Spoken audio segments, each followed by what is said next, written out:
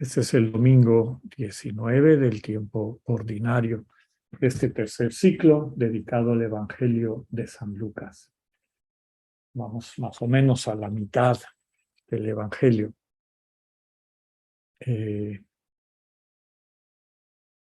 Vamos a tener como lema, ya comentaba, que el centro de nuestra reflexión de este domingo es la fe y cómo la fe se traduce en una actitud interna, una actitud de apertura, de escucha y de apuesta por Dios y por su proyecto. Por eso tomamos del Evangelio esta frase: donde está tu corazón, donde está tu tesoro, perdón, allí estará tu corazón. La primera lectura que nos ayuda a profundizar en esta temática está tomada del libro de la Sabiduría. Es un texto tardío, de los últimos que se escribieron del Antiguo Testamento. Algunos autores consideran que alrededor del siglo III antes de Cristo, otros inclusive después. Y ya hemos comentado en otros domingos que fue escrito por un autor que tenía formación tanto en la literatura sapiencial del pueblo judío, al que pertenecía sin duda, como también en la filosofía griega. Y por esto el lugar más probable de composición haya sido la ciudad de Alejandría. Escucharemos un texto del final de este libro de la Sabiduría, donde el autor presenta el actuar de Dios en la historia de Israel, en particular en su liberación de la esclavitud de Egipto. Contrasta la suerte de los israelitas con la de los egipcios, resumida en la frase: con una misma acción castigabas a los enemigos y nos honrabas llamándonos a ti. Aquí hay un misterio, ¿va? Desde luego que el proyecto de amor de Dios para quienes se abren a Él y lo acogen, este proyecto de amor se convierte en una buena noticia, pero para quienes han entregado su vida, tienen su tesoro en el egoísmo, en la búsqueda de bienes materiales, pues esta buena noticia para unos es una especie de castigo para los demás. El tema central, con todo, es el de la fe, la confianza en Dios y sus promesas. Nos dice que el pueblo caminaba a la par, confiando y realizando el proyecto de Dios. Y nos dice una serie de acciones de respuesta agradecida a la bendición de Dios. Ofrecían sacrificios, asumían la ley sagrada, eran solidarios en los peligros y en los bienes, es decir, se ayudaban mutuamente. No dejaban de alabar a Dios con sus himnos tradicionales. Entonces, fe y acción van de la mano. Dios a su vez les anunciaba las cosas de antemano para que tuvieran ánimo al conocer con certeza la promesa de que se fiaba. El salmo que vamos a escuchar, el Salmo 32, nos invita nuevamente a la confianza en Dios, que podríamos decir casi que es un sinónimo de fe. Dios nos ha elegido, somos su heredad. Somos la herencia que Dios ve con gusto, con alegría. El Señor tiene puestos sus ojos, es decir, contempla, ya hemos dicho en otras ocasiones que Dios no nos observa, nos contempla, y nos contempla especialmente a quienes tenemos esta actitud de apertura consciente a la misericordia que nos muestra. Quienes mantienen una relación así de intimidad con Dios verán cómo Él les libra de la muerte definitiva y estará siempre ahí para reanimarlos, para reanimarlas. La misericordia de Dios se hará evidente a todas las personas que esperen en Él. Nos quedamos con esta frase. Nosotros aguardamos al Señor. Él es nuestro auxilio y nuestro escudo. La segunda lectura nos lleva a la carta a los Hebreos, que más que una carta, también hemos comentado anteriormente, es una homilía, y el nombre de los Hebreos viene porque está destinada a cristianos de origen judío, pues para corregir una especie de nostalgia un poco mal entendida sobre la liturgia solemne del Templo de Jerusalén. La carta destaca que lo que están buscando de manera superficial en estos rituales muy elaborados y grandiosos, se consigue realmente en nuestra relación personal con el Señor Jesús. De ahí viene el nombre de pontífice. Es la carta que dice que Jesús es el pontífice, el que hace el puente entre Dios y nosotros. Entonces, esta relación con Cristo y desde Cristo con nuestros hermanos y hermanas es el mejor camino para el encuentro con el Dios vivo. La lectura de hoy nos presenta la que tradicionalmente se ha visto como la definición de la fe. Esta frasecita: seguridad en lo que se espera. O sea, no lo tenemos todavía, lo esperamos, pero estamos seguros de lo que esperamos. Y también prueba de lo que no se ve. No lo vemos, pero nuestro corazón siente que se le ha probado eso que se le promete. O como hemos dicho en otras ocasiones, siguiendo el final del capítulo 6 de Juan, versículo 69, la fe consiste en creer y saber. Sabemos porque Dios ha estado presente en nuestras vidas y se nos ha mostrado como digno de fe, y al mismo tiempo creemos, pues porque todas sus promesas no las tenemos ya cumplidas, pero las esperamos con alegría, las esperamos con convicción. No se trata de una credulidad ingenua, ni tampoco de la exigencia de una comprobación inmediata y de acuerdo a nuestros términos para aceptar algo como real. El resto de la lectura nos pone como ejemplos de esta fe a grandes personajes del Antiguo Testamento: a Abraham, a Sara, a Isaac y Jacob, quienes desde esa sana fe tomaron decisiones que parecían absurdas según los criterios del mundo, pero que desde la invitación que Dios les hacía se convertían en luz. Vieron y saludaron de lejos la tierra prometida, su patria definitiva, el cielo. Comentábamos al inicio que seguimos nuestro recorrido del Evangelio de Lucas, ya estamos en el capítulo 12, y aquella frase que nos sirve de lema para nuestra Eucaristía: donde esté tu tesoro, tu interés, ahí también estará tu corazón, ¿no? Es parte del mismo discurso que empezamos a escuchar la semana pasada, ¿no? Donde el Señor decía tal cual: descubre y cultiva los verdaderos bienes. No te conformes con cosas que son pasajeras, aunque el mundo te diga o te pretenda hacer creer que ahí hay sentido y hay seguridad para ti. Después de lo que leímos el domingo pasado, viene el pasaje en la versión del Evangelio de Lucas de lo que se conoce como el discurso de la providencia de Dios. Recuerden ustedes que es aquel que inicia invitando a no preocuparnos de qué hemos de comer o cómo habremos de vestirnos, y pone una comparación poética: miren a las flores del campo, como no hilan y están vestidas mejor que Salomón, o las aves que reciben su alimento de Dios, ¿no? La conclusión es fundamental. La versión de Lucas dice: busquen más bien el reino y se les darán también estas cosas. Recordamos que la versión de Mateo es un poco más extensa. Mateo dice: busca primero el reino y su justicia, y todo lo demás vendrá por añadidura. Pero el mensaje es el mismo.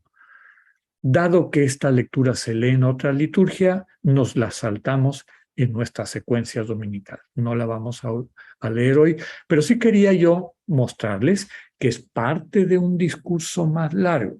Empezó la semana pasada, incluye esto y lo que vamos a escuchar.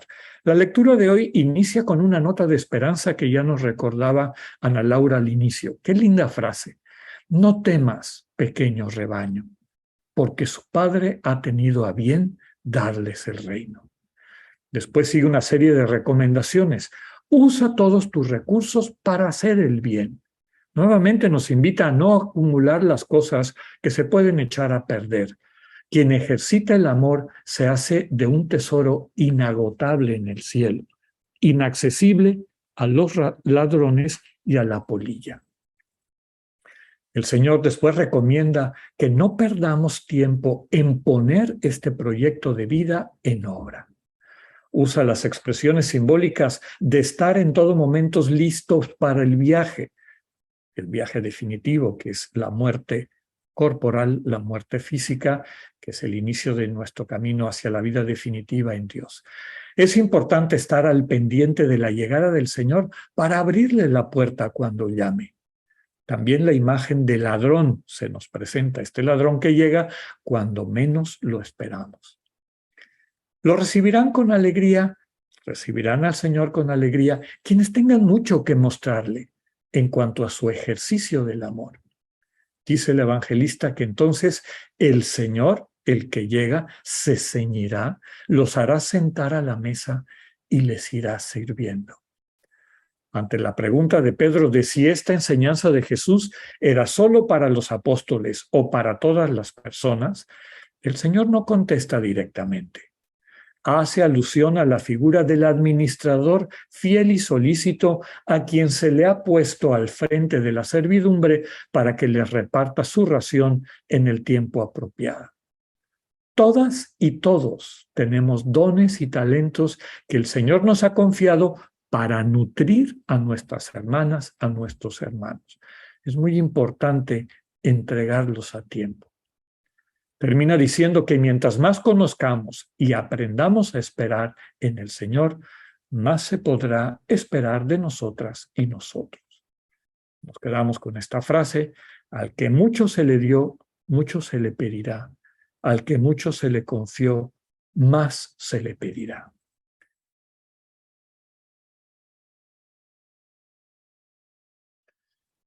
Comentaba al inicio de nuestra Eucaristía que el tema central de este domingo es la fe.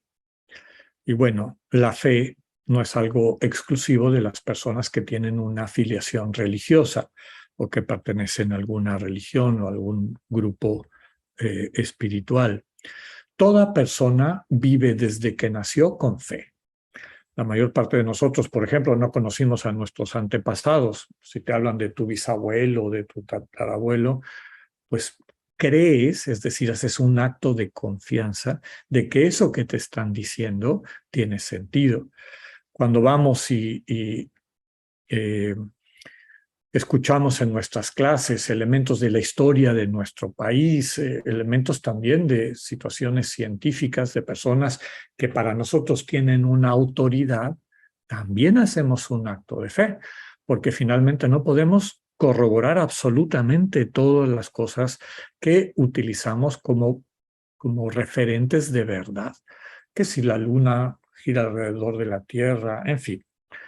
Tantas cosas, nadie puede vivir sin fe. Con todo, la fe religiosa y sobre todo la fe cristiana tiene unas características especiales que es la que estas lecturas nos han estado tratando de transmitir. Ya les comentaba que no debemos confundir la fe con credulidad. A veces así se trataba en la antigüedad, ¿no? Esto es lo que dice el catecismo y tienes que aceptarlo porque si no te vas a condenar. Hay que aceptarlo ciegamente. Eso no es fe, eso es credulidad. Y es el sustrato sobre el cual una buena parte de las personas que eventualmente optan por el ateísmo dan ese paso, ¿no? Cuando se les cae ese relato, ese discurso y encuentran un discurso que les parece más interesante o más congruente o más racional, tiran todo lo que les han transmitido disque como fe y optan por algo que les parece más lógico, más humano, con más sentido. Entonces, la fe no es credulidad, pero la fe tampoco es una certeza absoluta. La certeza absoluta la podemos adquirir de cosas muy cercanas, muy vinculadas, y a veces ni siquiera con esas, porque cuántas veces dudamos hasta de lo que estamos viendo, ¿va? Entonces, ¿en qué consiste la fe? En esos dos elementos que les comentaba. Antes de pasar ahí, permítanme un paso previo. Si hay un sinónimo de fe, lo hemos comentado también a la hora de presentar las lecturas, es la palabra confianza. Tiene fe quien tiene confianza. Y la fe religiosa, la fe cristiana, no es creer en algo, sino es creerle a alguien, es creerle al Señor Jesús. Creerle al Señor Jesús significa creer en el proyecto que nos trae, este reino del que nos hablaba de manera tan linda la primera frase, ¿no? Ánimo, rebañito mío. El reino es la heredad, es la herencia que el Padre te ha separado para ustedes, que el Padre tiene para ustedes. Pero como también hemos comentado innumerables veces, pero no me canso de decirlo, esta herencia que es gratuita y que ya está ahí esperando para ti, no te la puede forzar el Padre. Tienes que aceptarla. Tienes que hacer un camino, un itinerario de acogida, de sensibilidad, para que esa herencia, que no es algo material, es un estado relacional, es el amor operando en tu vida, te capacite para vivir a plenitud la comunión. Comunión con Dios, comunión con los hermanos y hermanas, comunión contigo mismo o contigo misma, o como tanto nos ha recordado también el Papa Francisco en su magisterio, comunión con todo el mundo que te rodea. Vivir en esa dimensión del amor como vida compartida. Entonces, la fe significa, en algún momento, en un momento dado, acoger esta oferta de salvación, de amor que Dios nos hace. Es un itinerario, no es magia. Tenemos que irnos sensibilizando, dando pasos. Y por eso no es gratuito que el autor de la carta a los Hebreos pusiera a estas personas que fueron peregrinos, Abraham, Sara, Isaac, Jacob. No, no tenían la posesión de la tierra prometida, pero sí conocían a Dios. Sí tenían una experiencia de que ese Dios era fidedigno. No le pidieron a Dios que, de acuerdo al punto de vista de ellos, les probara que eso que les estaba prometiendo existía. Porque finalmente, como les he comentado, eso que Dios te promete no es una cosa, es la relación de encuentro con una persona, con el mismo Dios que sana tu manera de estar en relación contigo misma, contigo mismo, y que te lleva, te capacita, te envía a una relación con los demás. Les decía que esto es un itinerario y esto no debemos de olvidarlo. Y por ahí va a estar la invitación que voy a hacer para que reflexionemos en esta semana. Ya se los he comentado en otra ocasión, pero es un ejercicio que nunca está de más. Fe es creer, pero también saber. Si le creyéramos a alguien que no nos ha dado ninguna prueba que es digno de fe, pues es muy probable que metiéramos la pata y termináramos arrepentidos de esa confianza que le dimos. Pero Dios no es así. Dios nos ha acompañado. Esta peregrinación hacia la tierra prometida, hacia el encuentro en relación de amor con Dios, inició hace muchos años, cuando tú y yo éramos pequeñitos, y Dios ha estado a nuestro lado. No siempre hemos estado conscientes de esa relación, de ese cariño. Y un ejercicio importante en este itinerario hacia la vida plena es recuperar esos momentos de encuentro, de cariño, de amor.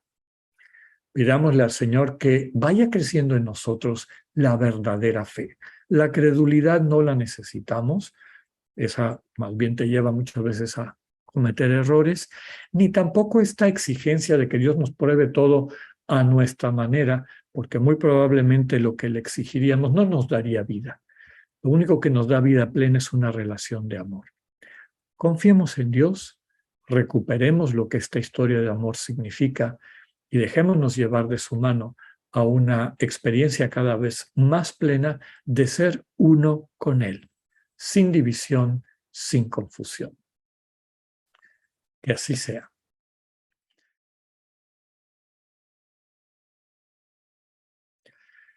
Les decía en la Eucaristía que les invito a que durante esta semana, en nuestros ratos de silencio en la presencia de Dios, recuperemos nuestra historia de amor con Cristo. Nos demos cuenta de que si estamos aquí es porque el Señor nos ha mostrado de manera concreta en nuestras vidas que es digno de fe. Recupera los momentos importantes del paso de Cristo por tu vida. Es decir, lo que en espiritualidad ignaciana llamamos experiencias fundantes. Recuerda desde que eras pequeñita, pequeñito, ¿cuándo has sentido a Dios más cercano de ti? ¿Cuáles han sido estos momentos especiales en que esa presencia te transformó, te dio vida, te dio sentido, te dio una sana seguridad? Fíjate que esos momentos del paso de Dios por tu vida, que vale la pena que primero recuperes, hagas una lista, a veces están vinculados a momentos difíciles, a grandes pruebas, a veces también de grandes alegrías y éxitos. Esos espacios de encuentro con Dios también son un momento importante para que descubramos quiénes somos, porque es cuando sentimos esa cercanía de Dios, cuando hablamos y nos sentimos sostenidos por esa presencia de Dios. También son momentos importantes para descubrir qué nos ha confiado Dios, cuáles son tus dones y talentos, cuál es tu misión, a quiénes te está mandando el Señor. Tomemos esta semana para hacer un recuento, puede ser uno por día, de estos espacios, de estas experiencias de encuentro con Cristo, con dos preguntas. ¿Qué Dios se te manifestó? ¿Qué aprendiste de Dios? ¿Y qué aprendiste de ti? Que el Señor nos regale una semana de seguir peregrinando hacia la vida plena desde la fe que el mismo Cristo nos transmite. Que tengan un buen día y una buena semana. Dios con ustedes.